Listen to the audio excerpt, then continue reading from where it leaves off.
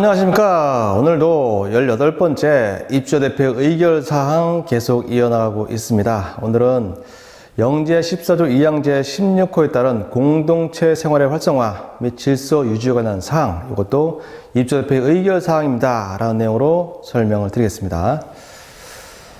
자, 영제 14조 제 2항 제 14호, 16호 읽어볼게요. 공동체 생활의 활성화 및 질서 유지에 관한 사항, 대표의 의결사항이다.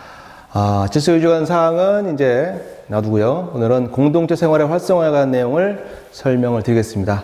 우리 공동체 생활의 활성화, 그냥 이름만 들어도 어떤 주민의 화합을 위한 그런 모임이 아니냐, 바로 느낌이 오시죠? 자, 서울시 공동주택관리계약 준칙을 한번 보시면 이 단체가 어떤 단체인지 같이 한번 볼 수가 있어요. 제 3조, 일단은 용어의 정의부터 알아야겠습니다. 12호 읽어볼게요. 공동체 생활의 단체, 공동체 생활화 단체란 입주자 등의 소통, 화합 증진을 위해서 입주자 등의 소통 및 화합 증진, 이게 중요합니다. 이게 목적이란 얘기예요. 단지 내 입주자 등 10인 이상으로 구성된 10인 이상 구성된 자생단체로 공동체 활성화 사업 추진을 위해서 공동체 활성화 사업 추진을 위해서 제54조에 따라 입주자 대표로부터 구성 승인받은 단체가 뭐라고요? 공동체 활성화 단체다. 그럼 여기서 알 수 있는 건 뭡니까? 여기에 있는 제3조 12호에 있는 여기에 있는 요건은 모두 충족을 해야 공동체 생활의 활성화 단체라고 할 수 있겠죠? 첫 번째 조건은 뭐냐? 입주자 등의 소통 및 화합 증진은 목적이다. 두 번째는요, 그 구성원이 10인 이상이어야 된다. 자, 세 번째는요, 사업 추진을 위해서 제54조, 이제 설명드릴 건데요. 54조에 따라서 대표로부터, 입주 대표로부터 구성 승인을 반드시 받아야 한다. 자, 이건 세 번째. 그죠? 이건 두 번째. 이렇게 세 가지 요건을 모두 충족을 해야 공동체 활성화 단체로 인정을 받는다는 얘기죠. 그러면 우리가 공동체 생활화 단체, 활성화 단체, 이게 아니고 그냥 자생단체인 경우도 간혹 있죠. 예를 들면 단지 내에서 산을 좋아해서 우리는 등산 모임이 있다. 등산 모임. 그래서 지금처럼 가을에 설악산에 갈 때 1인당 회비 한 5만 원씩 걷어가지고 차를 빌려갖고 가는 모임, 등산 모임. 또 우리는 축구를 좋아한다. 축구동호회.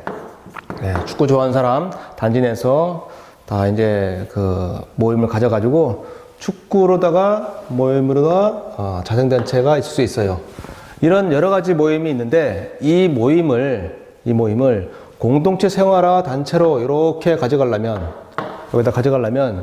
여기 나와 있는 목적, 첫 번째 입주자 등의 소통과 화합 증진을 위한 목적이냐, 두 번째는 10명 이상으로 구성됐느냐, 자, 세 번째는 대표이로부터 구성 승인을 받았느냐, 요 세 가지 요건을 모두 충족을 해야 공동체 활성화 단체로 인정을 받는다는 얘기죠. 그럼 공동체 활성화 단체로 인정을 안 받으면 어때? 왜 받아야 되냐? 그 받아야 될 이유는 56조에 나와 있는 여러 가지 중에 소요 비용 등을 지원받을 수 있기 때문에 그렇습니다. 소요 비용. 여기는 등산 모임이나 축구 모임이 이렇게 이 세 가지 요건 모두 충족하지 않고 그냥 단순한 자생단체라면, 자, 단순 등산 좋아하시는 분들, 또 축구 좋아하시는 분들이 서로 모여서 그냥 단순한 모임이라면 이런 자생단체에다가 어떤 소요비용, 여기는 비용이 발생하겠죠? 비용 지원이 가능하냐 이거죠. 비용 지원은 안 된다는 얘기죠.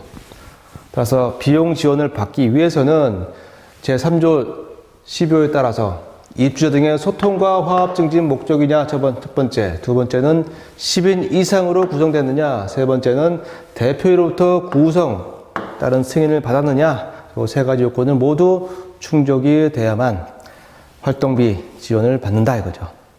자, 그럼 54조 공동체 활성화 단체의 구성을 한번 읽어보겠습니다. 2항. 제1항에 따라 공동체 활성화 단체를 구성하려는 경우 그 구성 일시 구성원의 명단, 활동 목적, 회칙 등이 포함된 별지제 5-1호 서식, 그것이 공동체 활성화 단체 구성 신고서라는 양식입니다.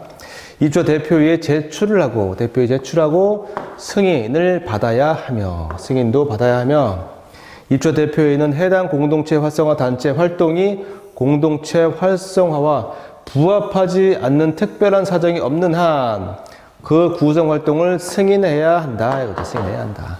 이 승인할 때는 무조건 승인하는 게 아니고 뭘 해야 된다고요? 공동체 활성화와 부합하지 않는 특별한 사정이 없는 한, 다시 말하면 공동체 활성화와 반드시 부합을 해야 한다는 얘기죠. 부합을 해야만 승인을 해준다. 아까 말씀드린 입주자 등의 소통, 화합 증진, 이 목적이 가장 중요하다는 얘기죠. 그죠? 이 목적이 아니면은 승인을 받지 못한다. 제56조 1항 읽어보겠습니다. 공동체 활성화 단체 활동 지원. 자, 1항.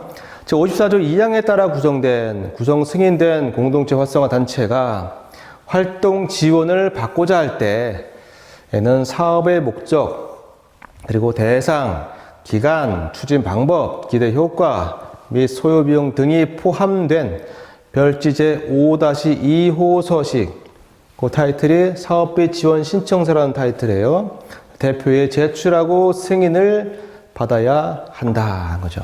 그죠? 공동체 활성화 단체 구성을 해서 승인까지 받아야만 이런 활동비 지원을 받게 되죠.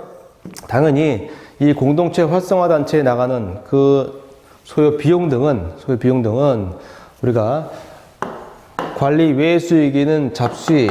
자, 잡수익 중에서 대부분 입주자와 사용자가 공동으로 기여한 수익에서 우선 지출 항목으로 이 비용들이 현재 나가고 있습니다. 따라서 공동체 활성화 단체라고 해서 무조건 비용 지원이 되는 것이 아니고 대표에 반드시 승인을 받아야 한다. 또 목적이 뭐라고요? 입주자 등의 소통과 화합 증진 목적이다. 또 여기 보시면 10인 이상으로 반드시 구성을 해야 된다. 그래서 대표의 승인을 받게 되면 공동체 활성화 단체로서 어떤 소요 비용에 대한 활동 지원을 받을 수가 있다는 거죠. 자, 어려운 내용은 아니었죠. 자, 오늘도 수고 많이 했습니다. 감사합니다.